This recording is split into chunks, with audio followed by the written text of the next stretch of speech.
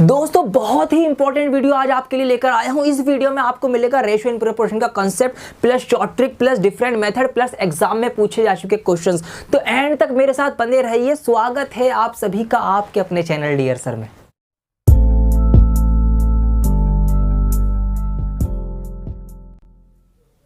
आइए दोस्तों शुरू करते हैं कॉन्सेप्ट से, because concept is power. Concept हमारी शक्ति है, हमारी पावर है।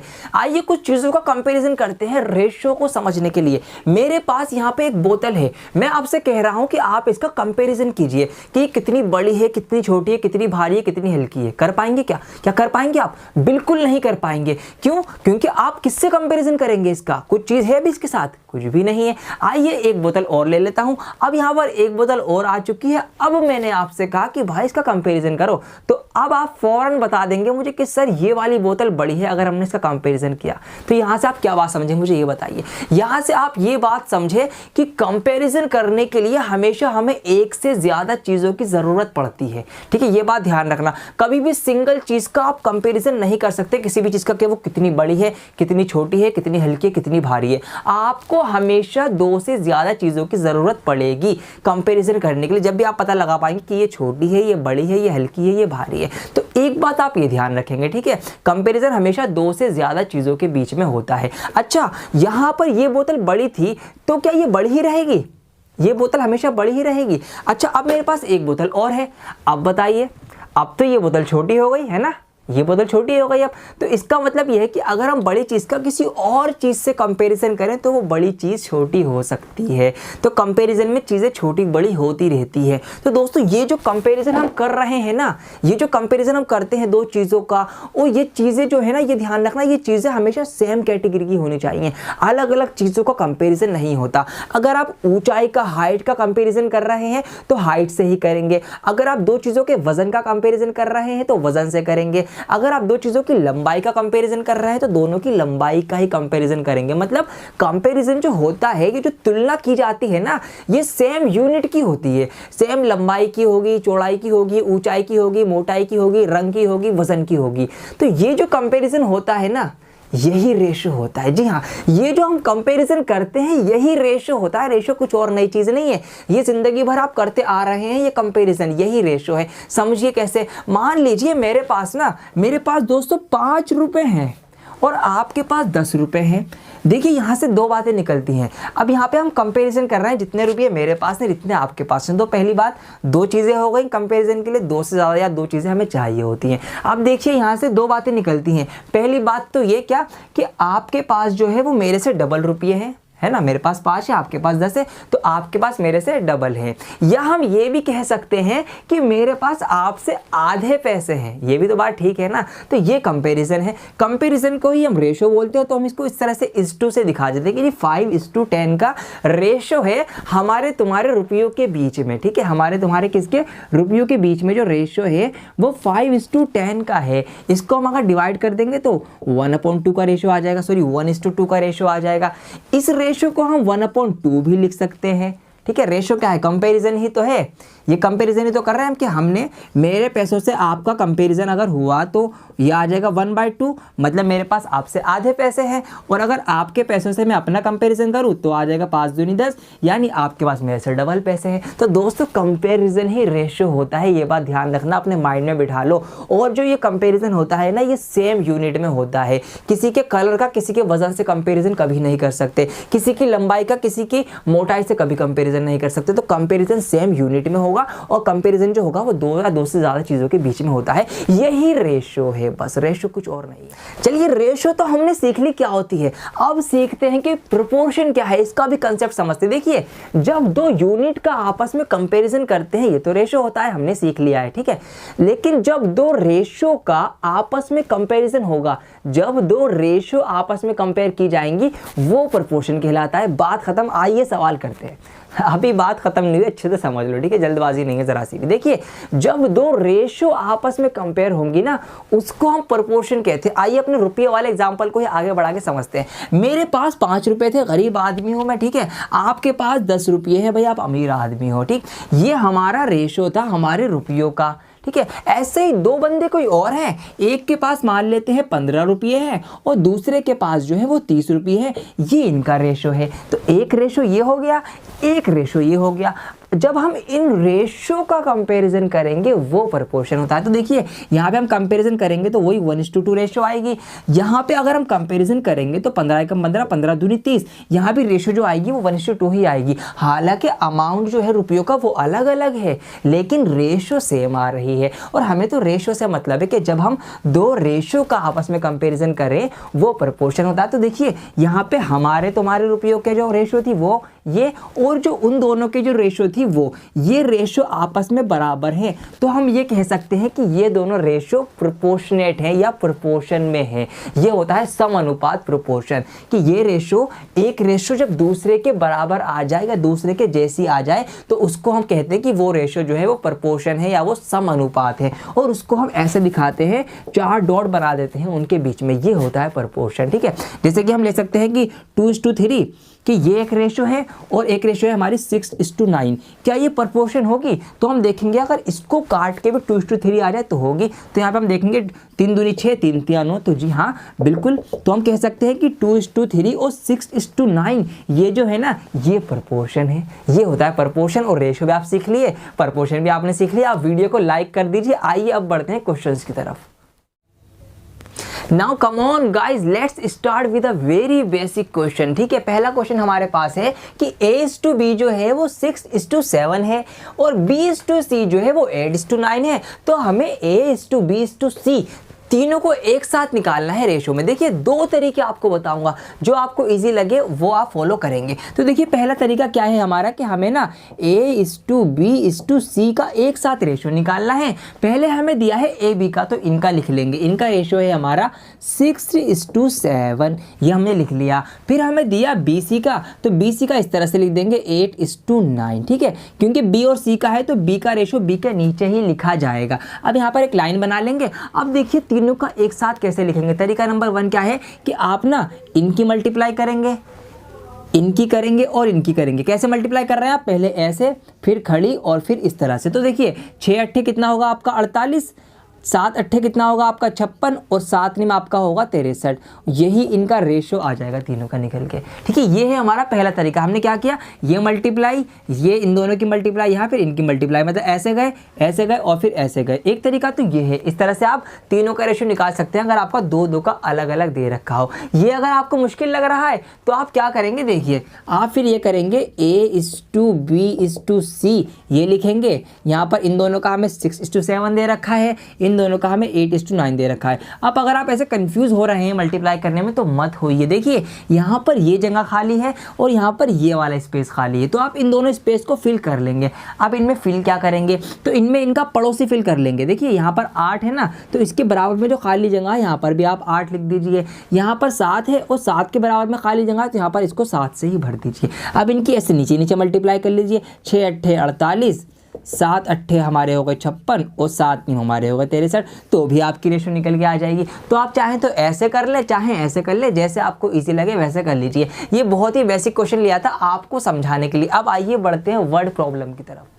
चलिए दोस्तों, अब मुझे बताइए कि ये सवाल आप कैसे सॉल्व करेंगे। देखिए सवाल क्या है हमारे पास, कि वह भिन्न बताएं जिसका 1/27 के साथ जो अनुपात है वो रेशो जो है उसका वो 3/11 और 5/9 के अनुपात के बराबर है। इसको समझिए। देखिए हमसे कहा क्या गया है, हमसे कहा गया है कि कोई भिन्न है। ठीक है, हम मान लेते हैं कि x है, कोई फ्रैक्शन है x, उसका जो रेशो है 1/27 के साथ, ठीक है, इसका जो रेशो है वो 3/11 और 5/9 के रेशो के बराबर है।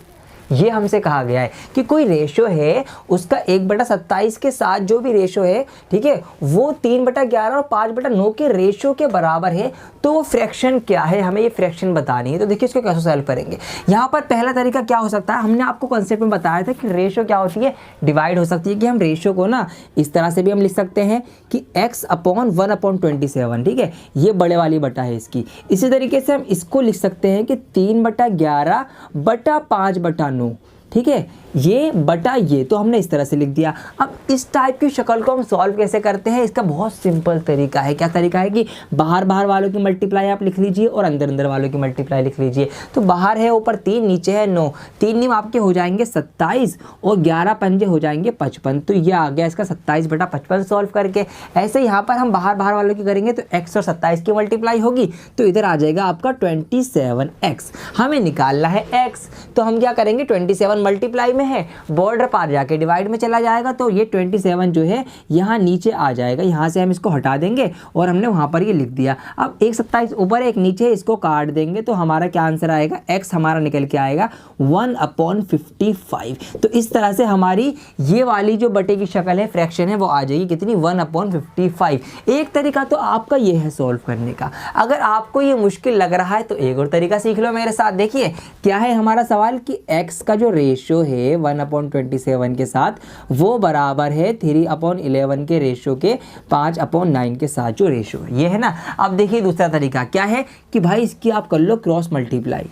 सिंपल, 9 3 आपके 27 हो गए, 11 पंजे आपके 55 हो गए, बराबर की जगह बराबर रहेगा, 27x आपका 27 हो जाएगा, ये हो गया। ठीक है, 27 मल्टीप्लाई में है, डिवाइड में जाएगा उधर, तो इधर यहाँ पे आपका 27 बटा 55 रहेगा और डिवाइड में ये वाला 27 आ जाएगा, 27 से 27 कट जाएगा, आपका x बराबर आ जाएगा 1/55। तो आप ऐसे भी इसको सॉल्व कर सकते हैं। ठीक है, तो आपको ये समझ में आए ऐसे सॉल्व कर लीजिए, वरना ऐसे सॉल्व कर लीजिए। सवाल आप समझ गए कि हमसे क्या पूछा है और हमने क्या निकाला है। आइए एक सवाल और करते हैं कुछ अलग टाइप का।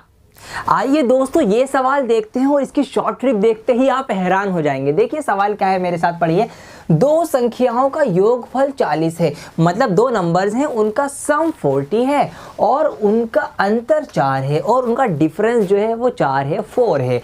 दो संख्याओं का अनुपात बताइए, तो उन दोनों संख्याओं का हमें रेशो बताना है। देखिए इसको हम ट्रेडिशनल से कैसे करेंगे कि हम मान लेते हैं कि एक संख्या हमारी x है और दूसरी संख्या हमारी y है। एक नंबर x माना, दूसरे को y माना। हमसे कहा कि दोनों का जो सम है वो 40 है, ये हमने लिख दिया। फिर हमसे कहा कि दोनों का डिफरेंस यानी अंतर जो है वो 4 है, ये हमने लिख दिया। तो ये हमारे पास दो इक्वेशन बन के आ गई। इनको हम सॉल्व कर लेंगे इक्वेशन वाले मेथड से। तो हम क्या करते हैं, सबसे पहले हम निशान चेंज करते हैं, निशान बदलते हैं। तो ये x प्लस का है, ये माइनस का हो जाएगा। ये y माइनस का है तो इसको प्लस का कर दो, ये 4 भी आपका माइनस का हो जाएगा। देखिए ये प्लस का, ये माइनस का, ये पूरा पूरा हमारा कट गया। ये प्लस का y, ये प्लस का y, y और y हो गए हमारे कितने, 2y।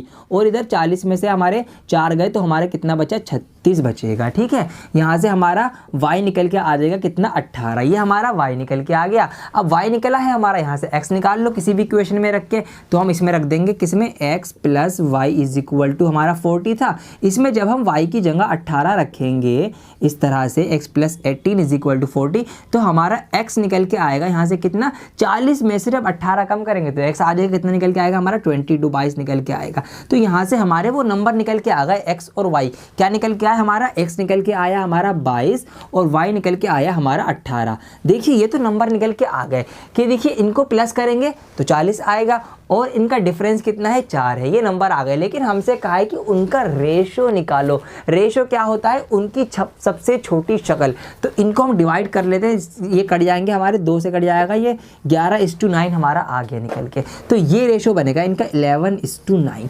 ये था हमारा ट्रेडिशनल तरीका कि अगर हमें नहीं पता हो तो हम एक्स मान के करेंगे। अब सुनिए इसकी शॉर्ट ट्रिक, देखिए कितनी जल्दी आंसर आएगा। इसको मैं हटा देता हूँ यहाँ से। देखिए इसकी शॉर्ट ट्रिक क्या होगी, अब ध्यान से देखिए सवाल को दोबारा से मेरे साथ। हमसे कहा गया है कि उनका जो सम है वो 40 है और उनका डिफरेंस जो है वो कितना है, 4 है। तो आप क्या करेंगे इस टाइप के क्वेश्चन में, एक बार इन नंबर्स को प्लस करिए और एक बार इन नंबर को माइनस कर लीजिए। बस यही शॉर्ट ट्रिक है। जी हाँ, एक बार प्लस करा 40 4 44, एक बार माइनस कर 40 में 4 के 36, इसको आप काट दो, 4 एकम 4, 4 एकम 4, 4 नीम 36 आ गया आपका वही रेशो। ठीक है, देखा आपने, वही रेशो निकल के आया है कितनी जल्दी। सिर्फ 2 स्टेप्स फॉलो करी हमने, वो सारा एक्स वाई वाला झंझट सब खत्म हो गया हमारा। क्या करना है हमको, दोनों को एक बार प्लस में लिखना है रेशो में, एक बार माइनस में लिखना है और उनको काट के आपका रेशो निकल के आ जाएगा। तो अगर इस टाइप का क्वेश्चन सॉल्व करने को आए तो ऐसे शॉर्ट ट्रिक लगाना। अरे हाँ, शॉर्ट ट्रिक से एक और शॉर्ट ट्रिक याद आ गई, आपका डबल फायदा होने वाला है। देखिए एक टाइप का सवाल और आता है, उसमें क्या होता है कि हमसे कह देता है कि मान लीजिए कि किसी नंबर का कोई नंबर है ए उसका 2 गुना किसी और नंबर के बी के 3 गुने के बराबर है, ठीक है। ऐसे सवाल आते हैं। क्या सवाल आता है कि किसी नंबर का 2 गुना किसी दूसरे नंबर के 3 गुने के बराबर है तो उन दोनों नंबर का रेशियो क्या होगा, आता है ना। तो इसकी शॉर्ट ट्रिक क्या होगी, देखिए कितनी मज़ेदार है। जो इसके साथ जो नंबर होगा वो तो इसका होगा, जो इसके साथ होगा वो इसका होगा। तो ए और बी की जो रेशियो बनेगी वो 3:2 बनेगी।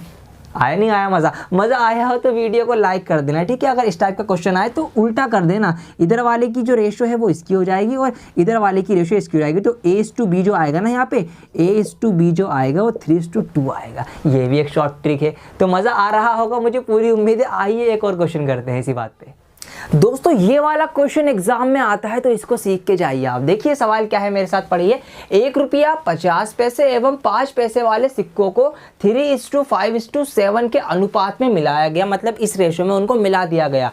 यदि कुल रकम जो है वो 11 रुपये 70 पैसे हो तो हर प्रकार के सिक्कों की संख्या ज्ञात करनी है। हमें बताना है कि कितने 1 रुपये के सिक्के मिले हैं, कितने 50 पैसे के और कितने 5 पैसे के। रेशो हमें दे दिया है सिक्कों का कि वो 3:5:7 की रेशो में है, ये उनका रेशो है। आइए उनके अमाउंट का रेशो निकालते हैं, वो कितने कितने अमाउंट में उनका जो रेशो होगा वो बनेगा। तो 3 जो है ये रेशो ये 1 रुपये के लिए है। तो 1 रुपया कितना होता है भाई, 1 रुपये में 100 पैसे होते हैं और 1 रुपया 100 ही पैसे से मिलके बनता है। तो ये आ जाएगा आपका 100/100। ये यहाँ से वैल्यू अमाउंट निकल के आएगा 1 रुपये के सिक्कों का कि वो मिलके कितना अमाउंट बना रहे हैं। इसी तरीके से अगर हम 5 की बात करेंगे तो ये रेशियो है 50 पैसे की। 50 पैसे का अगर हम अमाउंट निकालें तो वो 100 पैसे में से कितने 50 पैसे, ये निकल के आएगा अमाउंट 50 पैसों के सिक्कों से जो बना है। और बिल्कुल इसी तरीके से हम 5 पैसों का भी निकाल लेंगे 100 में से 5, तो ये अमाउंट निकल के आएगा जो 5 पैसों के सिक्कों ने बनाया है। अब देखिए 100 जो है वो तीनों के ही डिवाइड में है, तो 100 को आप हटा दो, ये हट गया यहाँ से। ऊपर वाले नंबर्स की कर लीजिए मल्टीप्लाई, तो यहाँ पे ये हो जाएगा आपका 300, ये हो जाएगा आपका 250, 5×5 = 25 और ये हो जाएगा आपका 35। रेशो जो होती है वो सबसे छोटी शक्ल होती है, इसको छोटा कर लो। तो यहाँ पर ये 5 से कट जाएगा, काट देते हैं, 5 × 7 = 35, 5×5 = 25 और 5×6 = 30, ठीक है। ये रेशो आई है इनके अमाउंट की रेशो, कि ये जो अमाउंट होगा ना इनके द्वारा बना हुआ वो इस रेशो में बटा होगा। ये वाला जो अमाउंट है ये उनके सिक्कों की संख्या का रेशो है, ये अमाउंट का रेशो है। अब अमाउंट के रेशो से हम अमाउंट बांट लेते हैं, अमाउंट बढ़ जाएगा। देखिए तो हमें क्या निकालना है, 60 का निकालना है, 50 का 60 और 7 का। कैसे निकालेंगे, ऊपर हम रखेंगे हमेशा टोटल अमाउंट, ठीक है, 11 रुपये 70 पैसे, और नीचे हम क्या करते हैं इनका सम लिखते हैं, ठीक है। रेशो का आपको शेयर निकालने का तरीका तो आता ही होगा ना, क्या करते हैं नीचे लिखते हैं सम। तो 6 और 5 ये 11, 110 हो गए और 7 ये हो गया 117, ठीक है। पहले हम निकाल लेते हैं 1 रुपये के कितने सिक्के होंगे। तो 1 रुपये के लिए हम यहाँ पे कर देंगे 60 से मल्टीप्लाई। देखिए इसको सॉल्व कैसे करेंगे, यहाँ पॉइंट के बाद ना 2 डिजिट हैं तो पॉइंट हटा के नीचे 2 0 लगा लो, ये लग गई। अब क्या कर सकते हैं, ये पूरा इससे कट जाएगा, नीचे बचेगा आपका सिर्फ 10, 1/10 बचेगा, 0 से 0 कट जाएगी तो ये आ गए आपके कितने 6 रुपीज़। लेकिन हमें बताना है कि उनके सिक्के कितने हैं, ठीक है। 6 रुपये बने हैं। अब 1 रुपये में कितना होता है, 1 रुपये में एक ही सिक्का तो होता है, तो इस तरह से यहाँ से जो सिक्के बनेंगे 1 रुपये के सिक्के आएंगे 6 सिक्के, ठीक है, 6 कॉइन्स आएंगे 1 रुपये के। अब निकालते हैं 50 पैसे के कितने बनेंगे। तो देखिए ये तो हमने सॉल्व कर ही लिया है कि इसको सॉल्व करके जो है 1/10 आएगा, तो इसको हम हर बार क्यों सॉल्व करें। अब हम डायरेक्ट डिवाइड करेंगे ना, अब हम 50 की डिवाइड करेंगे जब हम 10 से 50 / 10 तो ये आपका कितना आएगा 5, ठीक है। यह आएगा आपका 5 रुपये। हमें बताने हैं सिक्के, 5 रुपये में कितने 50 पैसे के सिक्के होते हैं। 1 रुपये में 2 होते हैं तो 5 रुपये में कितने होंगे, 5 रुपये में 10 सिक्के होंगे। तो यहाँ से 50 पैसे के सिक्के निकल के आएंगे 10, ठीक है। 10 कॉइन्स हमारे आ जाएंगे 50 पैसे के। आइए अब निकालते हैं 5 पैसे के। हमें क्या करना है, सिंपल सा 7 को डिवाइड करना है 10 से, तो वो आएगा हमारा कितना 0.7 आएगा, ठीक है। ये कितने पैसे होंगे, ये होंगे 70 पैसे। 70 पैसे में 5 पैसे के कितने सिक्के बनेंगे, 14 पंजे 70 होता है, तो इसका मतलब 14 सिक्के होंगे 5-5 पैसों के जो 70 पैसे बनाएंगे। तो यहाँ से 14 कॉइन्स आएंगे हमारे 5 पैसों के। तो इस तरह से हम सॉल्यूशन निकाल के लेके आएंगे। ये इंपॉर्टेंट क्वेश्चन है क्योंकि ये कई बार एग्जाम्स में आते हैं, सिक्के वाले क्वेश्चन जरूर आते हैं। तो इस तरह से हम इसको सॉल्व करेंगे। 6 सिक्के आ गए 1 रुपये के और 10 सिक्के आ गए हमारे 50 पैसे के और 14 सिक्के आ गए हमारे कॉइन्स आ गए 5 पैसे के। ये हमारा आंसर निकल के आ चुका है। आइए कुछ और क्वेश्चंस देखते हैं। दोस्तों जाते जाते एक क्वेश्चन और सिखाऊंगा आपको। देखिए यहाँ पे सवाल क्या है कि 3115 रुपए को ABC में इस प्रकार बांटा गया कि यदि उनके हिस्से में से क्रम अनुसार 25 रुपये, 28 रुपये और 52 रुपये जो हैं वो घटा दिए जाएं तो शेष रकम मतलब बचा हुआ अमाउंट जो है वो 8:15:20 के रेशो में आ जाता है। तो प्रत्येक व्यक्ति का हिस्सा बताइए। देखिए ये सवाल बहुत इंपॉर्टेंट है, एक साथी ने हमसे पूछा भी था, मुझे याद आ गया अभी। तो देखिए इसको करेंगे कैसे। हमसे क्या कहा है कि 3115 रुपये हैं, इसको बांट दिया 3 ही बिंदुओं में, 3 ABC बंदे हैं उनमें बांट दिया। उनमें जो बांटा उसके बाद उनके अमाउंट में से ये रुपये कम कर दिए।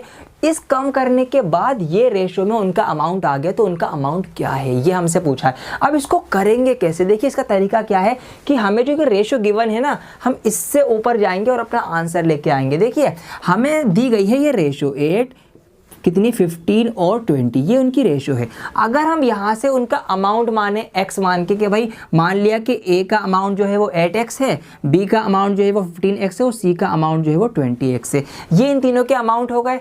ठीक, अब हम क्या करें, अगर इनके अमाउंट पे ये घटा था ना तो इसको जोड़ दो। तो इसके अमाउंट में अगर हम 25 रुपये जोड़ दें, इसके अमाउंट पे हम 28 जोड़ दें और इसके अमाउंट में हम 52 रुपये जोड़ दें, ये हमने जोड़ दिया और इनको प्लस कर दें तीनों के अमाउंट को, तो कितने बन जाते हैं 3115 रुपये बन जाते हैं।